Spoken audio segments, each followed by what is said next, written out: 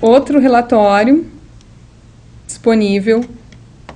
Esse aqui já diz respeito, ele é bem interessante, importante para tomada de decisões, que é as FICAIs por motivo de abertura. A escola, quando abre a FICAI, ela escolhe não só um, a gente pode indicar mais de um, vários, não tem limite, dos motivos que a escola identifica como sendo aqueles que levaram àquela infrequência escolar. Por que esse dado é importante? Esse dado é importante que as escolas preencham, porque é o que vai fazer nessas reuniões de rede se pensar quais são as estratégias que são necessárias ser adotadas no município para reverter esse fenômeno de infrequência. Então, vou colocar aqui, por exemplo, para a gente poder analisar, pode-se fazer tudo por período, estabelecer mês ou até uma semana, mas vamos para análise, por exemplo, analisar o ano de 2016 em Porto Alegre. Então, eu boto todo o período que eu quero aqui, de 1º de janeiro até 31 de dezembro de 2016 e consulto.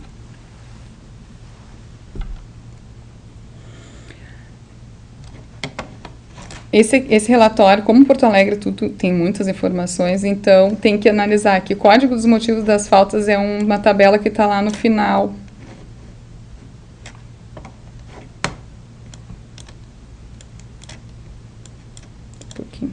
Aqui.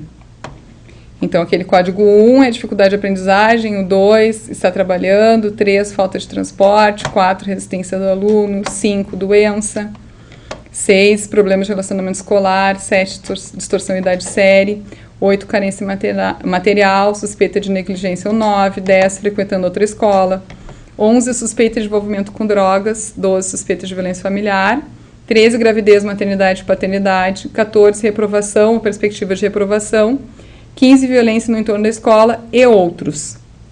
A gente não vou esgotar aqui a análise, porque a partir disso aqui é o que esses dados é o que vai permitir cada rede, cada município aprofundar os seus fenômenos, para identificar qual é a sua realidade. Mas esse relatório foi muito importante ao longo dos anos aqui em Porto Alegre para a gente poder fazer algumas considerações e algumas construções com as escolas, principalmente, e com a rede de proteção. Porque aqui, no final, sempre os relatórios têm dado totalizado. Se vocês forem ver, se dá para verificar a situação de cada escola. Por exemplo, e que isso vai variar conforme o local da escola, a característica interna e externa, né, ou das famílias. Então, se a escola tiver interesse, a rede tiver interesse, a rede, digamos, quer dizer, rede municipal ou rede estadual, de verificar o que acontece nas escolas estaduais, o que acontece nas escolas municipais, ou se cada escola quiser se enxergar para pensar a estratégia de como se organizar para impedir ou tentar impedir a infrequência escolar, se pode ver a partir desse relatório. Mas estão com os dados totalizados, por exemplo, ao longo do tempo a gente pode fazer uma conversa, que é algo que eu tenho dito, que pelo menos em Porto Alegre, talvez não seja exatamente isso a situação em todos os municípios. A gente pode dizer que tem 2 grandes grupos de situações que levam à infrequência escolar.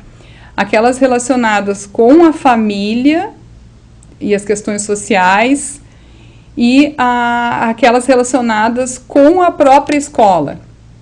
Então, a partir daqui vai se ver aquilo que, para impedir a infrequência escolar, vai se ter que trabalhar com a rede de proteção, o que vai ter que se trabalhar com o conselho tutelar, com a assistência social do município, com a Secretaria de Saúde do município, e aquilo que vai ter que a escola lançar um olhar para si mesma, para se repensar, para dar conta desse fenômeno da infrequência escolar. E por que eu digo que são 2 grandes grupos? Porque os maiores marcadores em Porto Alegre, pelo menos, números absolutos aqui, tirando o 16, que é outros, que é outra questão que talvez a gente tenha que repensar no instrumento da FICAI online, e esse outros, desmembrar. Mas, fora o outros, os 2 grandes indicadores o 9, que é a suspeita de negligência, que eu digo que é investir no trabalho de rede, e o outro é o 4, que é a resistência do aluno, junto com o 7, que é a distorção idade série, e junto com com um que é dificuldade de aprendizagem. Então, distorção idade séria. Por que está acontecendo a distorção idade séria? Por que o aluno não está conseguindo, está sendo retido e não está conseguindo ter progressão? Isso tem a ver, se isso é o motivo da FICAI, da abertura da FICAI por infrequência. Isso é uma questão que quem tem que dar conta é o conselho tutelar, é a assistência social? Não, é uma questão que cabe à escola. Se o aluno não está conseguindo aprender, é uma questão pedagógica, é isso que eu tenho dito. Dificuldade de aprendizagem, da mesma forma, diz respeito a questões da escola, questões pedagógicas. E a resistência do aluno, é o que eu tenho dito também, que ela, embora se comece a ver esse marcador aqui do 4 com maior frequência a partir do início da adolescência, essa resistência vai aumentando conforme a idade do aluno vai aumentando. Eu tenho insistido aqui, marcado com as redes, e elas próprias redes também, a municipal e estadual, reconhecem isso, que essa resistência do aluno também é uma questão da escola e é uma questão pedagógica, de por que o aluno resiste à escola. Porque a escola, assim, de uma forma bem simplificada, porque a escola não tem um significado para esse aluno, porque ele não está satisfeito dentro da escola, não está feliz, é porque existe um processo de exclusão, que pode estar vinculado com as suas dificuldades de aprendizagem, que é o que leva à distorção e idade séria. Então, isso tudo para investir e se ressaltar a possibilidade de atuação desse campo da própria escola, da rede, e da compreensão no trabalho de cada FICAI.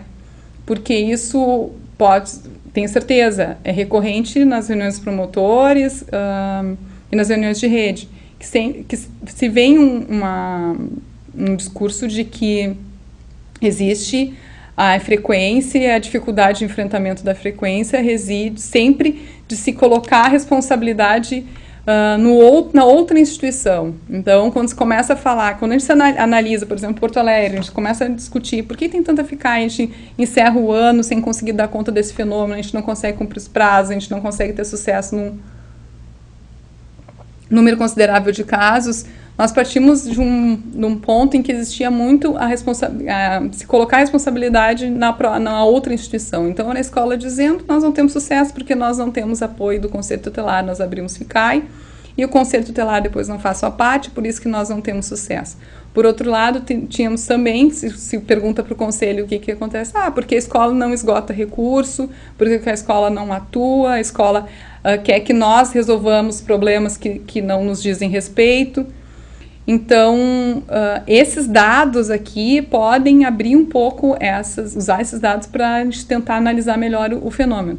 Mas o mais importante, que é o que a gente tem construído, eu acho que é um mérito de todo um grupo, é um mérito da Promotoria da Educação, mas muito é um mérito da Secretaria Municipal de Educação, da Secretaria, a primeira Coordenadora Regional de Educação, e dos Conselhos Tutelares e da rede, a gente conseguir evoluir para um entendimento de que é uma situação de corresponsabilidade.